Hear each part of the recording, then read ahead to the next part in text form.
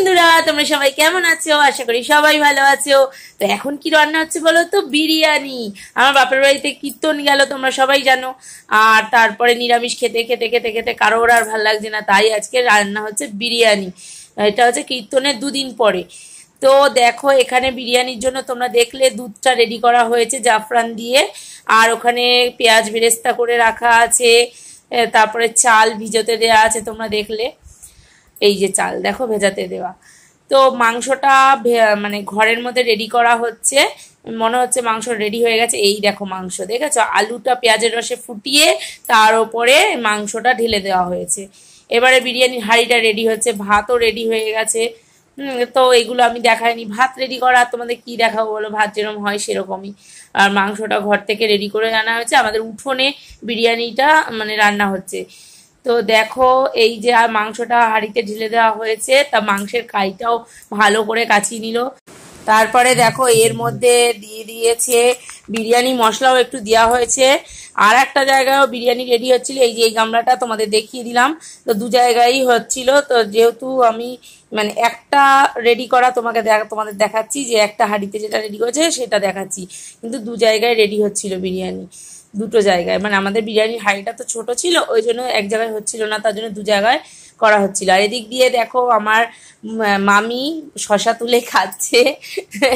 একটা ইচ্ছে হয়েছে শশা তুলে, ওই জন্য খাচ্ছে। আর এদিক দিয়ে বিরিয়ানির মশলাটা মাংসের উপর ছড়িয়ে দেওয়া হলো। আমি আবার বলছি যে ভিডিও করে নিলাম, তোমাকে দেখাবো তুমি শশা তুলে খাচ্ছ, তাই হাসছে।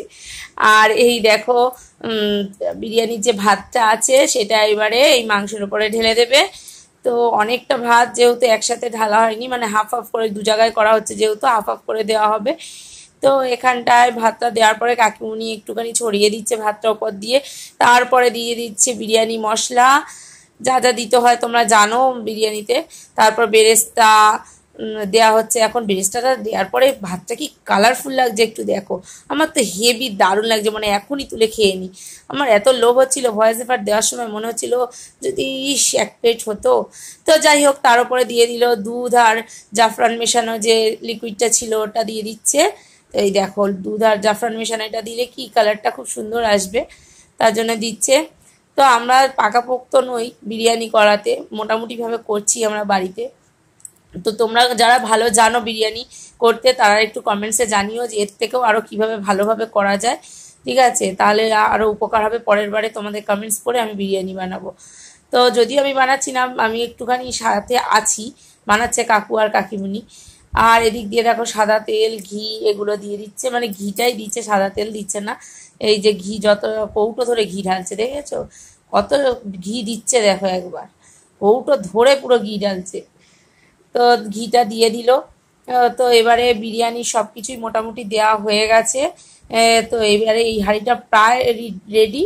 আর তোমাদের বিরিয়ানির ভিডিওটা কেমন লাগলো তোমরা কিন্তু অবশ্যই জানাবে। আর যারা বেশি ভালো বিরিয়ানি জানো করতে, তারা কিন্তু অবশ্যই আমাকে একটু ভালো মানে জানিয়ে দিও যে কীভাবে ভালোভাবে স্টেপ বাই স্টেপ বিরিয়ানি করতে হয়, বিরিয়ানি হাঁড়ি রেডি করতে হয়। আমাকে কিন্তু একটু কমেন্টসে জানিয়ে দিও, তাহলে আমি বাড়িতে তোমাদের দাদাভাইকে করে আর খাওয়াবো, ঠিক আছে? আমি তত ভালো জানি না।